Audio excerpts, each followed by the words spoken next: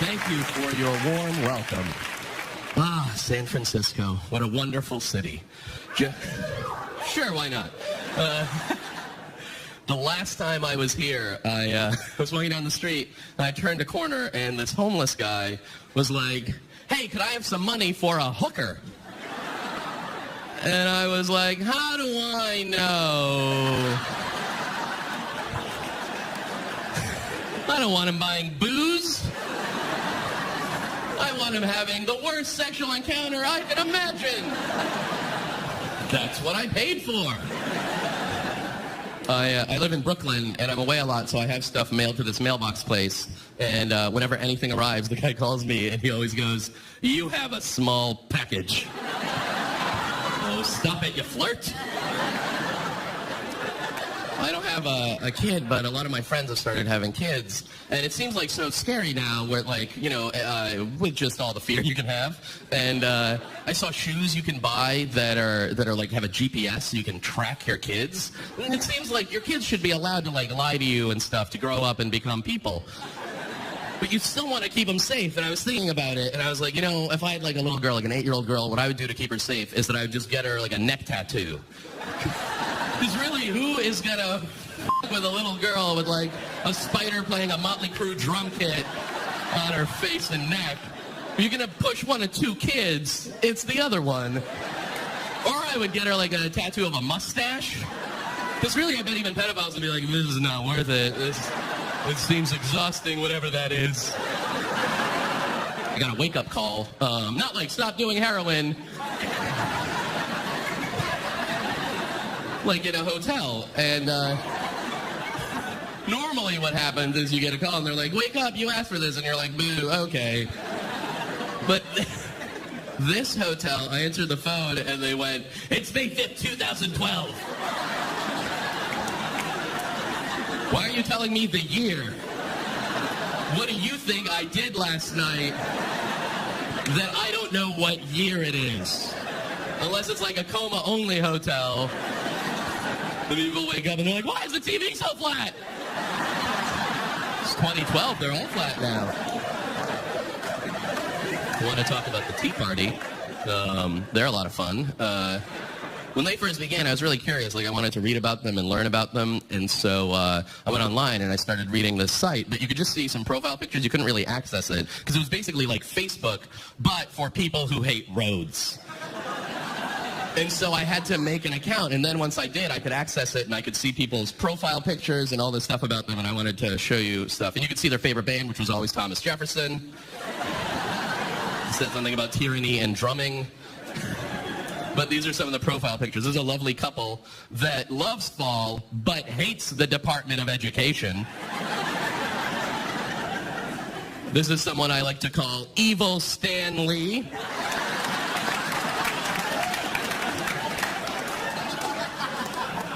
Some people, instead of putting a picture of themselves, will put something that means a lot to them. This is someone's profile picture.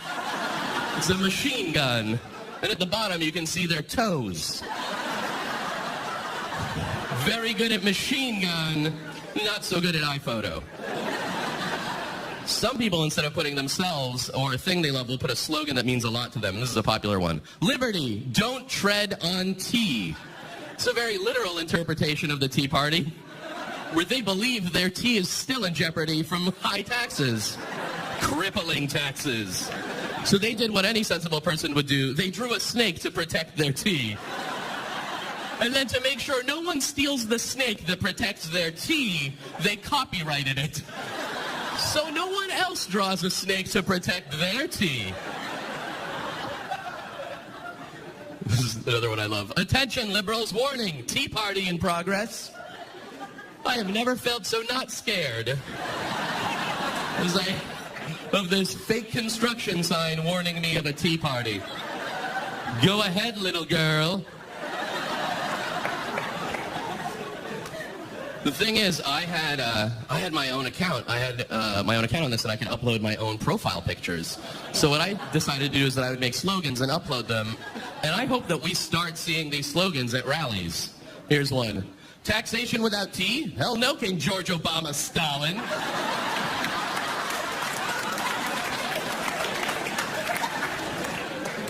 Obama is chamomile, and we're motherfucking oolong.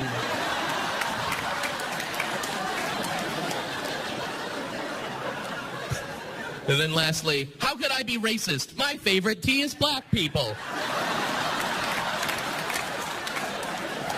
I go still on this forum sometimes to see what's going on and what all the chatter is. And I found this one awesome comment that was from just after when Obama came out in favor of gay marriage. This is what somebody wrote. What's next, a gay president? Talk about a White House do-over. Greek statues and pink walls and a little leather cap on top of George Washington's bust. The pink walls would probably go nice with Michelle's lavender drapes. They've never met a gay person. This person saw that one scene in Police Academy and freaked out for decades. Of all the things to fear, is it really the decor of a gay person? Their apartment looks like yours, but a little nicer. Do you like the idea of somebody being like, a Jewish president, they'll just fill the White House lawn with motorcycles and have a Ferris wheel full of gold? That's what Jews do, right? I did a bunch of shows in London in the fall with some friends, and after the first night, we went to this bar, and we were walking down some stairs. British stairs, but like ours. A little more arrogant. And they took a little less responsibility for the Iraq War. Basically the same. And I was walking, and I slipped, and I flew into the air, and I landed, and I dislocated my shoulder, which is very painful. It turns out. And the only way I knew how to fix a dislocated shoulder was from the movie Lethal Weapon, where Mel Gibson runs into a wall screaming. So instead my friend squeezed me and yelled. Didn't work. So we had to go to the British emergency room, and I'd never been to an emergency room in another country. And we went there, and they were very nice. They're like, where are you from? And I'm like, America. And they're like, no problem. And the doctor gave me morphine. And as he's giving me the morphine, I look at him and I go, could you put on some Velvet Underground? They didn't have any. They were just playing the Jesus and Mary chain. Way too discordant for a hospital. When I was there, I bought a phone, and they were like, if you don't like this phone, you can return it. And I was like, okay. And I used it, and I was like, ooh, this is a terrible phone. And so I brought it back, and the woman was like, why are you returning it? I'm like, oh, I just don't like it. She's like, no problem. She starts entering my name and address. And finally, she's like, oh, I have to, why don't you like it? And I'm like, I just don't like it. And she's like, no, I have to write down a reason. And I was like, oh, okay. This phone believes in intelligent design. She had to be like, the phone believes in intelligent design. And maybe just keep wanting to buy phones and return them. And just be like, this phone smells like chocolate. I was in the bathroom of this cafe, and somebody wrote on the wall of the bathroom, they wrote, just because you stole my chalk doesn't mean you stole my voice. Agreed. Chalk is the least permanent form of political discourse. However much I wish that Hitler had written Mein Kampf in chalk and just been like, oh, I had this whole thing about how the Jews are dirty rats, but then it rained. Oh, well, I guess I'll go back to painting. I hit a guy on a bike with a door of a car, not like a door I carry around, and be like, stop saving the earth. By accident. I opened the door of my cab and I hit this guy, and he started screaming at me, and he's like, look where you're going, you broke the law. And I'm like, look where you're going. And we're just sort of yelling, and I look down and I see a bike lane, and as he's screaming at me, I look at him and I go, sorry, I was wrong. He was so mad. He was like, no big deal. He had to go home and be like, I met this really nice guy who hit me with a door. It just made me want to cut people off in traffic just to apologize and be like, sorry, that was my fault. I asked you guys to ask me questions to give you guys advice, to write down questions on note cards, and here they are, and let me give you some advice. Just answer some of your questions. Well, where should my ashes be placed after I die? Good question. Inside the mouth of a fat kid. My consciousness keeps projecting into my dire wolf. What should I do? get a job.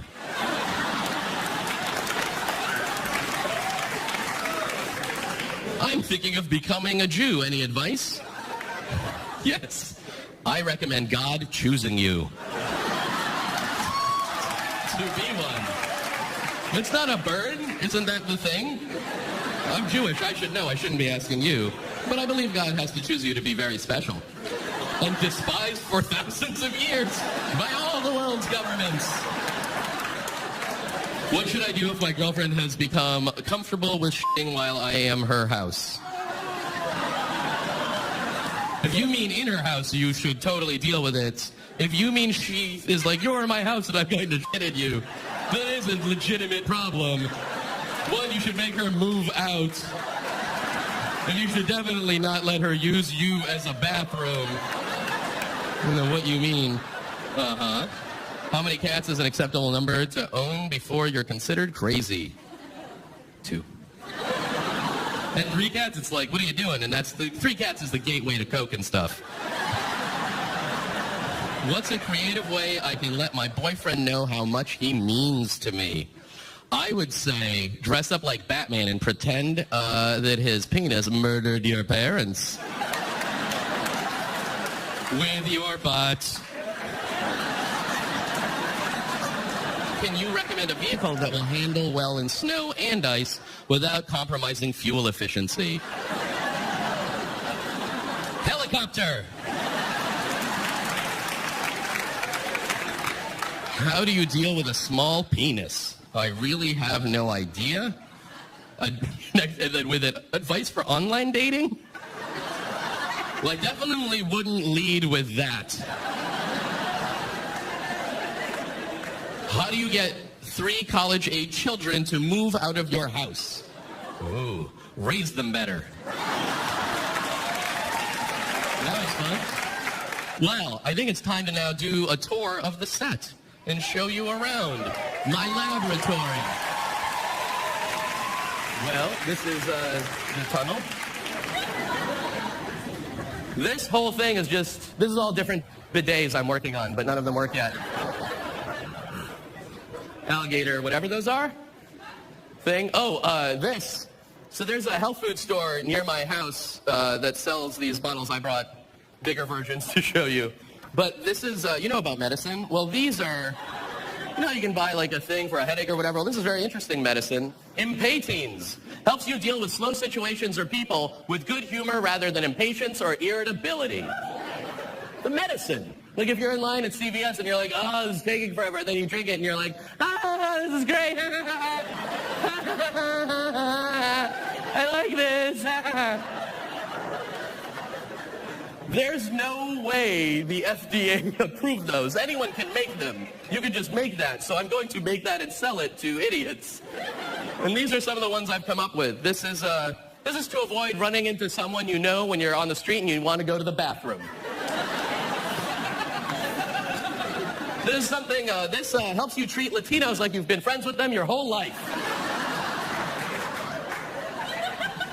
And lastly, lets you take back trying to kiss your good friend who doesn't like you back. Oh. This is going to make a lot of money from 17-year-olds.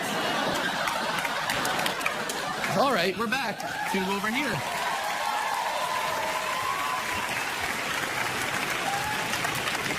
I signed up for ChristianMingle.com. I mean, I have a girlfriend and I'm Jewish, but you never know. I think I would think ChristianMingle.com was fine as if what it did was help Christians meet each other, but their tagline is, find God's match for you. So unlike atheist dating sites, which match people based on interests and proximity and age, this cuts all that out. And they just have God hide a spouse on their website for you that you can find for $30 or whatever. I don't know if you're allowed to do that. Can you claim that your business is powered by God? Like, can I open a barbershop and be like, get the chosen haircut? And then cut people's hair all weird and be like, sorry, you look like you fell in a pile of angry scissors. It's what God wanted. But I did sign up. I got kicked off right away. Because they tell you, don't use your real name, use a screen name. And I was like, okay, Princess Thunderballs. Apparently, he's not allowed to find love. But I did get to fill out the part that says describe yourself and your personality, and I wrote, I love danger. I also love safety. As a result, I'm very complicated. My favorite food is fear, and I want to marry an old woman. Though I think it's wrong to have sex before you're married, I think if I'm asleep, you can do whatever you like. And vice versa. Thank you. I was driving back from Delaware to New York. Don't bother. I saw this huge billboard that said, abortion hurts. And then it had a drawing of a butterfly.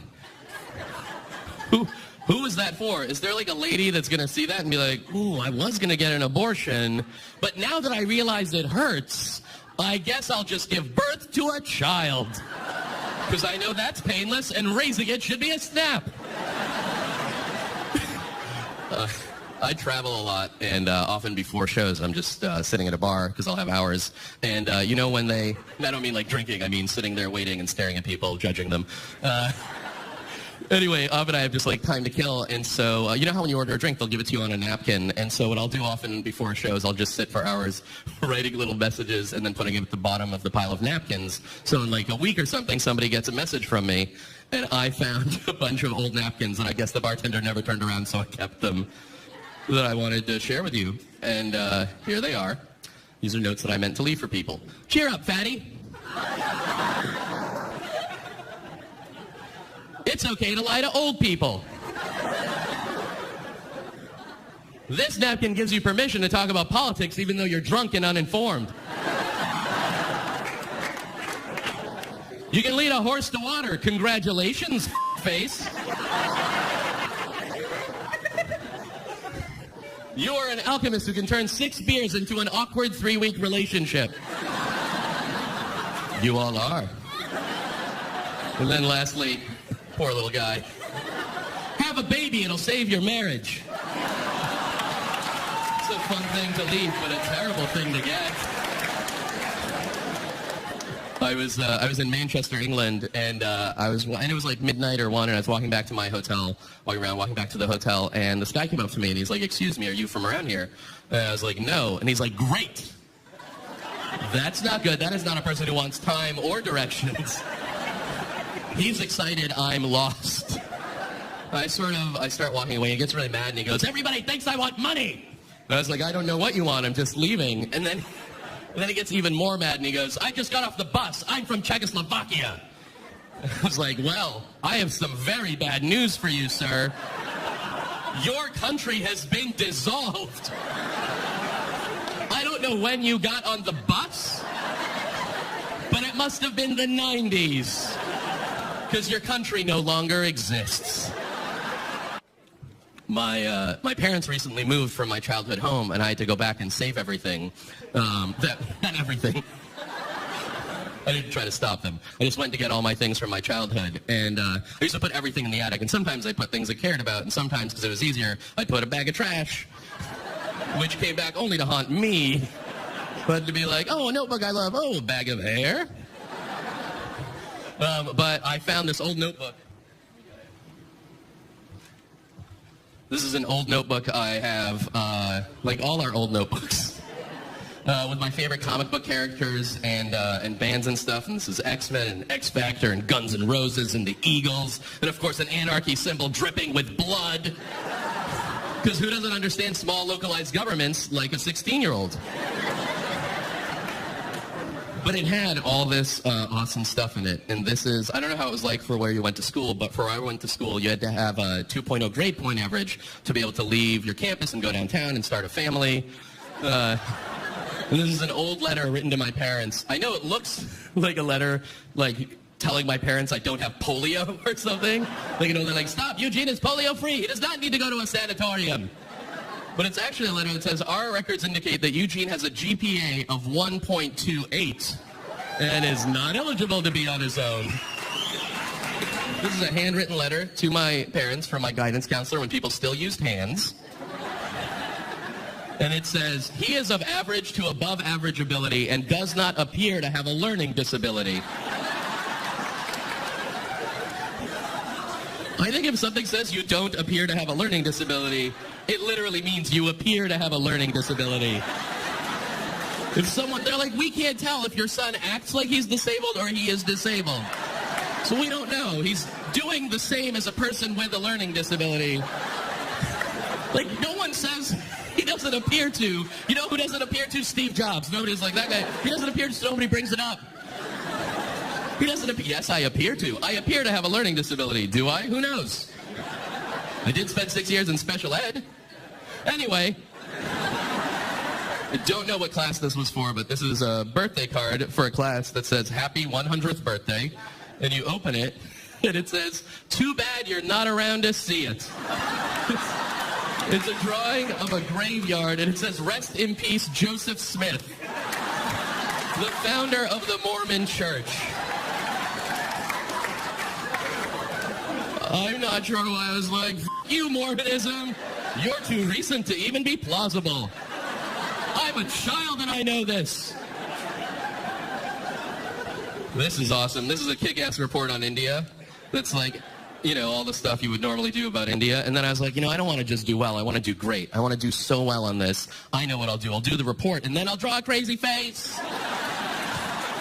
I'll draw a crazy face and be like, here's what you asked for in a crazy face. Now I know where they're like, we can't tell if he has a learning disability. He did the thing we asked, but then he also drew a crazy face. So is he incapable of understanding? Like when I do all my homework and then a bunch of extra, like, and I'm bringing you a bunch of ants and raisins with this math assignment. Thanks.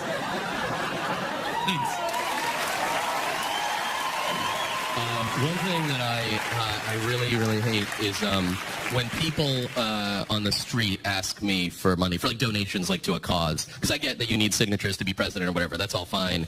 But when people, and don't get me wrong, like, you know, I'll put $25 on the ground, and then if you pick it up and we have sex in an alley, that's not a crime. That's a coincidence.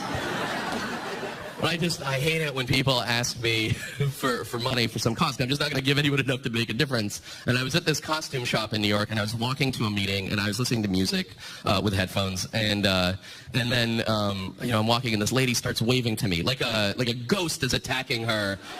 Only I can help. And I know what's coming, and I begrudgingly like take them off, and I look at her, and she goes, "Are you a fan of the Earth?" I don't like that. No, I'm a Moon fan, sorry. It made me want to light a whale on fire and use the energy to power a coal plant. It made me so mad, but what I bought at the costume shop was, it's called a tear stick. It's menthol, it's like lipstick, but you put it under your eyes and it burns your face and it makes you cry. And I put my hand in my pocket and I put menthol on my fingers and I put it in my eye. And as she's looking at me and she goes, "Are you a fan of the Earth?" I look at her and as earnestly I can, I go, "No, not anymore, not since global warming." And I just start crying. And I can't stop. And she's so confused. She's like, "Wait, you believe in global warming, but you think it's something the Earth is doing to people? So much so that you're crying and can't stop." I'm like, "Yes! Goodbye!" Oh, so satisfying. I moved recently, and I moved my cable and internet and phone service, which was all provided by Time Warner Cable. And, you know, and I made a plan with them where they'd come sometime between summer solstice and winter solstice, and I would wait. Or they'd come between 10 and 5 or whatever it is. And then at like 5 o'clock at the end of the time they were supposed to come, I called them and I was like, "Hey, where are you guys?" And they're like, "Oh, yeah, we entered the information wrong, so we're coming in 2 weeks." I was like, "That's terrible news." And they're like, "Yeah, we're a terrible company." So 2 weeks later, I'm calling them every few hours. I'm like, "Where are you guys?" And they're like, "Oh, we're coming. We promise. We would do this twice." And I'm like, "I don't know." And like, and I keep calling or whatever, and they're like, "No, we're on the way." And then I call, and they're like, "Ooh, the technician tried calling your cell and went to voicemail, so we're coming in 2 weeks again." And I was like, I don't like you at all. You're a terrible company. You don't even function by the rules of capitalism. You don't see money as a reward. I don't know how to work with you. And I was like, I could write them an angry letter and be like, "You're terrible," and they just put it in their pile of angry letters that they laugh at before they go to sleep or whatever they do. And I was like, I'm so annoyed. And I was like, what can I do? And so what I realized was that I could write an angry letter, but instead of mailing it to them, I would just buy full-page ads in New York newspapers. So that's what I did. Let me just say, I highly recommend doing this.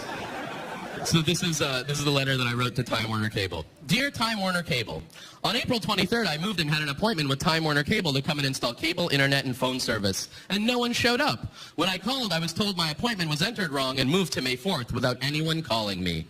No big deal. Why would a company check with someone to see if they are home on a Wednesday afternoon? Of course they are. Everyone is. Name one person who isn't home on a Wednesday afternoon.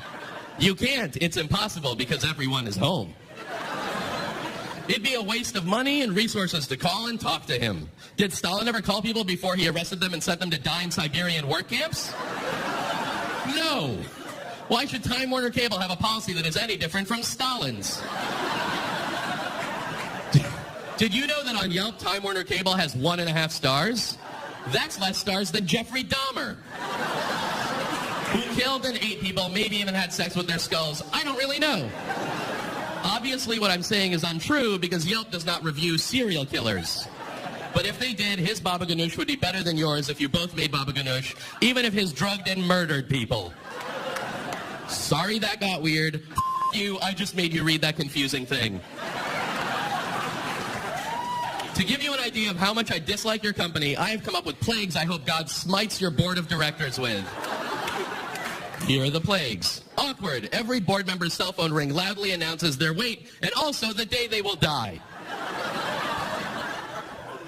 Bathroom. The constant feeling you have to go number 2, but completely forgetting how.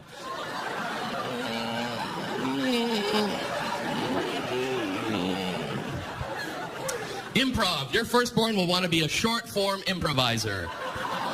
Where you do Avatar in the style of Quentin Tarantino. Don't do that. Last plague.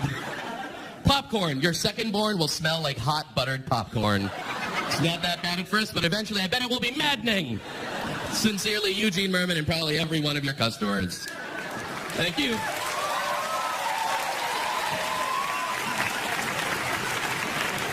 I've always wanted to play a musical instrument and tell jokes on stage, but I've also always really wanted to play a theremin. And I was like, I'm going to combine these two dreams and play a theremin while telling jokes. So let me go get my theremin.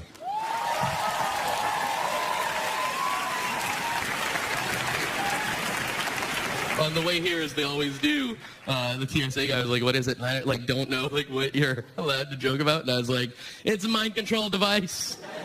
And then he tests it for whatever they test it, and he gives it back, and he's like, it's okay. And I just kind of stare at him, and he goes, unless it's telling me to say that. Yeah. You can joke about sci-fi weapons at the airport. Ha-ha. All right, let me try telling some jokes while playing the theremin. Why is 9 afraid of 7? Because 7 ate a bunch of PCP and is going ape.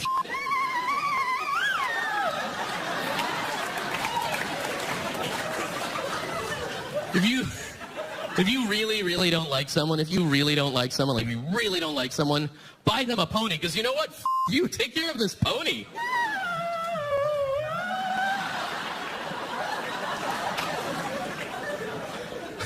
This is my impression of playing with a theremin's balls.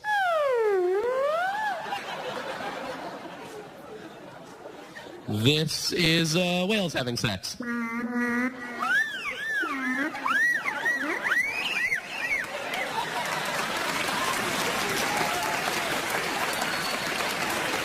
And this is, of course, an impression of Kofi Annan after he ate, maybe a bad sandwich with, mayonnaise that went spoiled, and he has food poisoning.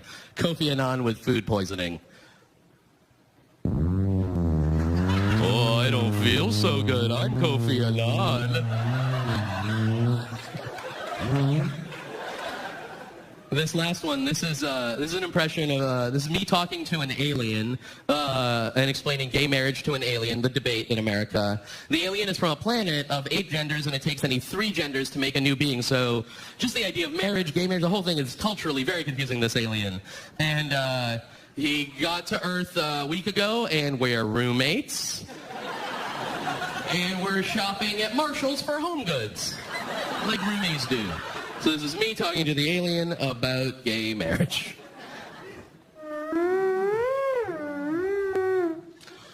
Well, marriage is when two people love each other so much that they promise that if they ever stop, they'll fill out tons of paperwork. Well, most states only allow it to be between a man and a woman because of the Bible. It's basically a really old, weird self-help book. Yeah, I don't know who buys those giant jars of marinated peppers. We could get pajamas. Hi. Hello.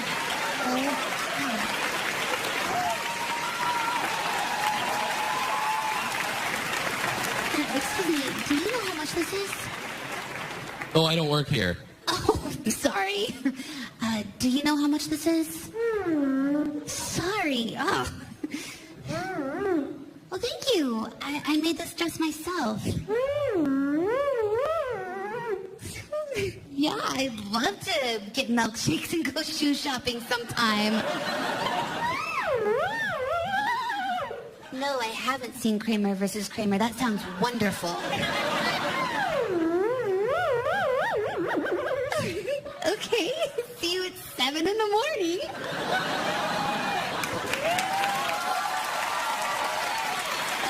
Kristen Shaw! Facebook, everything there is about us, our friends and family, our favorite books and songs and everything. It takes all that information and then it makes ads it very much thinks we would like to see. That's its way of doing things. And these are some of the ads that started coming up for me. Consider donating sperm. Earn great money, commit minimal time. You don't know.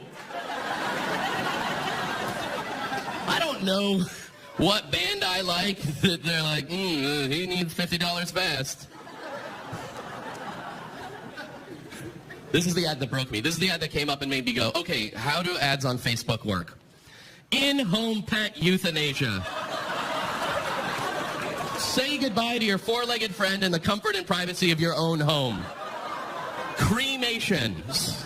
So this is a service. This isn't like a favor somebody does. This is a service where they will come to your house once you pay them and they will murder and burn your cat for money. Where you're like, I really need my cat murder burned. Oh, I found just the people to do it. And then you literally have to be like, have I paid my cat murder burn bill? This is the ad, though, that made me go, like, how does it work? So what I decided to do is that I bought a bunch of Facebook ads. I directed them at different groups of people. Each one cost around $15, $20. It was seen by about 3,000 to 5,000 people each, but only got like 8, 10 clicks. So these are the ads that I took out. No more sad face. Your problems are dumb. Click here to agree. I directed that at people in Brooklyn, New York, 18 to 19 years old, who like Wilco and Belle and Sebastian. Do you like hockey? Get a 20% discount on hookers when you're in Spain. Directed that at people in Quebec, 35 to 40, who like hockey and Belle and Sebastian. Stop feeling weird. Do you hate making eye contact with disabled people? Click here to start loving it. This is the last ad I took out. You tried to kiss me is what I'll tell the police unless you click here and give me $40. I directed that, of course, at men 52 to 55 in Saudi Arabia, who like Beverly Hills Cop and Contra dancing, estimated reach fewer than 20. It's like 10 people. But the ad got seen like, I don't know, like 3,000 times, which means 10 people saw it like 300 times each. So no matter how much they were like, dislike, repetitive. No, you tried to kiss me. Dislike, you tried to kiss me. I know you have $40. Thank